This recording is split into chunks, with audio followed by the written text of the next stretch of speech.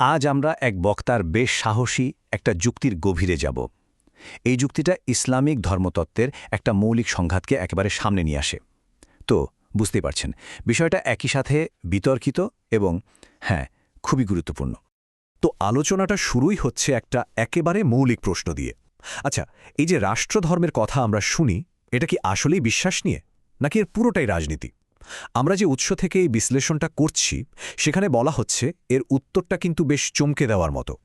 দেখুন, উৎসটা যা বলছে তা হল রাষ্ট্রধর্ম নিয়ে আমাদের সামনে যে বিতর্কটা হয় তার প্রায় পুরোটাই নাকি রাজনৈতিক। যুক্তিটা এরকম যে হুসেন মোহাম্মদ এরশাদের মতো শাসকরা এটাকে স্রেফ জনপ্রিয়তা অর্জনের একটা কৌশল হিসাবে ব্যবহার করেছেন। মানে ধর্মের চেয়েও রাজনীতির খেলাটাই এখানে বড়। আর এটাই হলো একদম মূল কথাটা। বক্তা খুব জোর দিয়ে বলছেন এই যে রাষ্ট্রধর্মের মতো রাজনৈতিক তকমাগুলো, এগুলোর সাথে ইসলামের আসল আদর্শের কোনো সম্পর্কই নেই। মানে দুটো সম্পূর্ণ আলাদা জিনিস। আচ্ছা, তাহলে একটা প্রশ্ন আসে, তাই না? যদি রাষ্ট্রধর্ম নিয়ে বিতর্কটা মনোযোগ সরানোর একটা কৌশলী হয়, তাহলে আসল বা মৌলিক সমস্যাটা কি? চলুন এবার সেই গভীর ধর্মতাত্ত্বিক দ্বন্দ্বে ঢোকা যাক, যেটা এই বক্তা আমাদের সামনে আনতে চেয়েছেন। আর এখানেই আমরা তার মূল যুক্তিটার মুখোমুখি হচ্ছি। তিনি যা বলছেন তা হল ইসলামের দুটি প্রধান ধর্মীয় উৎসের মধ্যেই নাকি একটা মৌলিক সংঘাত বা কনফ্লিক্ট রয়েছে। এই দ্বন্দ্বটা ঠিকমতো বুঝতে হলে এই দুটো মূল উৎসকে আমাদের জানতে হবে। দেখুন, প্রথমটা হল কুরআন, যা ঈশ্বরের প্রত্যক্ষ, সম্পূর্ণ এবং অবিকৃত বাণী হিসেবে পরিচিত। আর দ্বিতীয়টা হল হাদিস, যা কিনা নবী মুহাম্মদের বলা কথা এবং কাজের সংকলন। কিন্তু গুরুত্বপূর্ণ বিষয়টা হল এটা তার মৃত্যুর 200-300 বছর পর সংকলন করা হয়েছে। বক্তার মতে এইখানেই সমস্যার শুরু। এটা কিন্তু বেশ শক্তিশালী একটা দাবি, তাই না?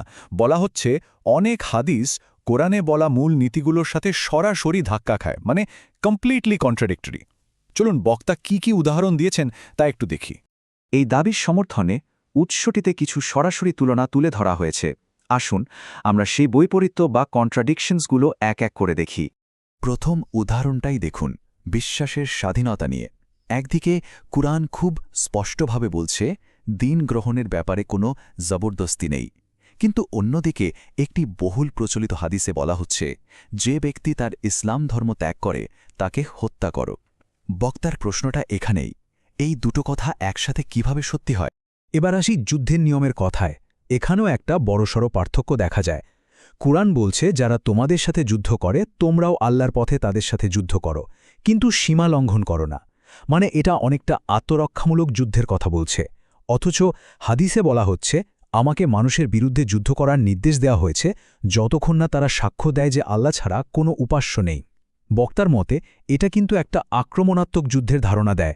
দুটো বার্তার মধ্যে বেশ বড় একটা ফারাক। অন্য ধর্মাবলম্বীদের সাথে আচরণের ক্ষেত্রেও এই বৈপরীত্যটা বেশ গুরুতর। একদিকে কুরআন বলছে যারা ধর্মের কারণে তোমাদের বিরুদ্ধে যুদ্ধ করেনি তাদের প্রতি সৎ আর ন্যায়পরায়ণ হতে আল্লাহ নিষেধ করেন না, মানে একটা শান্তিপূর্ণ সহাবস্থানের কথা বলা হচ্ছে। আর অন্যদিকে হাদিসে বলা হচ্ছে ইহুদি ও খ্রিস্টানদের প্রথমে সালাম দেবে না, এবং যদি রাস্তায় তাদের সাথে দেখা হয় তবে তাদেরকে রাস্তার সবচেয়ে সংকীর্ণ অংশে যেতে বাধ্য করো। বক্তা বলছেন এই দুটো নির্দেশনা তো সম্পূর্ণ বিপরীতমুখী। আর এখান থেকেই বক্তা একটা গুরুত্বপূর্ণ পয়েন্ট তুলে ধরছেন। তিনি বলছেন অনেকেই এটা জানেন না যে কোরআনে যা আছে এবং হাদিসে যা আছে তা প্রায়শই এক জিনিস নয়। এই দুটো উৎসের মধ্যে যে এত বড় পার্থক্য থাকতে পারে, এই ধারণাটাই অনেকের কাছে নতুন। এখন প্রশ্ন হল, এই যে এত বিভ্রান্তি বা কন্ট্রাডিকশন, এর উৎসটা কোথায়? এই দ্বন্দ্বটা কিভাবে তৈরি হল? চলুন এ ব্যাপারে বক্তার ব্যাখ্যাটা একটু দেখি। তো উৎস অনুযায়ী এই বিভ্রান্তিটা ঠিক কিভাবে শুরু হয়েছিল, এর পেছনের কারণগুলো কি? বক্তার মতে এই হাদিস দূষণের পেছনে বেশ কিছু কারণ আছে। যেমন কোনো শাসক নিজেদের রাজনৈতিক সুবিধার জন্য হাদিস তৈরি করিয়েছেন। আবার ঔপনিবেশিক সময়ে ব্রিটিশ কর্তৃপক্ষ মাদ্রাসার পাঠ্যক্রমকে নিজেদের মতো করে সাজিয়েছে। এর সাথে যোগ করুন শতাব্দীর পর শতাব্দী ধরে মানুষের মুখে মুখে কথা স্থানান্তরিত হওয়ার কারণে যে ভুলগুলো হয় সেগুলো। এমনকি ইচ্ছাকৃতভাবে জালিয়াতি বা সেক্টেরিয়ান বিভেদ, মানে শিয়া সুন্নি দ্বন্দ্বের কারণেও অনেক হাদিস তৈরি হয়েছে বলে তিনি মনে করেন। এই টাইমলাইনটা দেখলে বিষয়টা আরও পরিষ্কার হবে। দেখুন, কোরআন নাজিল হওয়া এবং গ্রন্থ আকারে সংকলিত হওয়ার কাজটা প্রায় সমসাময়িক, কিন্তু অন্যতম প্রধান হাদিস সংকলক ইমাম বুখারীর জন্মই হয়েছে নবীর মৃত্যুর 200 বছরেরও বেশি সময় পর। নবম শতাব্দীতে এসে প্রধান হাদিস গ্রন্থগুলো সংকলিত হয়। বক্তার মতে এই যে বিশাল সময়ের একটা গ্যাপ, এটাই বিকৃতি এবং ভুলের সুযোগ তৈরি করে দিয়েছে, যা কোরআনের ক্ষেত্রে হয়নি। বেশ, এতক্ষণ তো আমরা সমস্যা এবং এর সম্ভাব্য কারণগুলো নিয়ে কথা বললাম। এখন দেখা যাক এই দ্বন্দ্বের সমাধানে বক্তা কী ধরনের পথের কথা বলছেন। বক্তার মূল যুক্তিটা হল, কুরআন নিজেই দাবি করে যে এটি সুস্পষ্ট, সম্পূর্ণ এবং পথ দেখানোর জন্য চূড়ান্ত উৎস। মানে সমাধানটা হল সরাসরি এই মূল টেক্সটে ফিরে যাওয়া, অন্য কোনো কিছুর উপর নির্ভর না করে।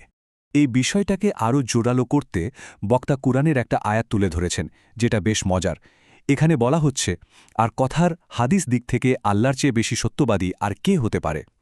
লক্ষ্য করুন, এখানে কুরআন নিজেই তার বাণীকে আরবিতে হাদিস বা কথা বলছে। বক্তা বোঝাতে চাইছেন, ঈশ্বরের হাদিস বা কথাই তো সবচেয়ে নির্ভরযোগ্য, তাই না? তাহলে পথটা কি? এখানে একটা পরিষ্কার পথের কথা বলা হচ্ছে।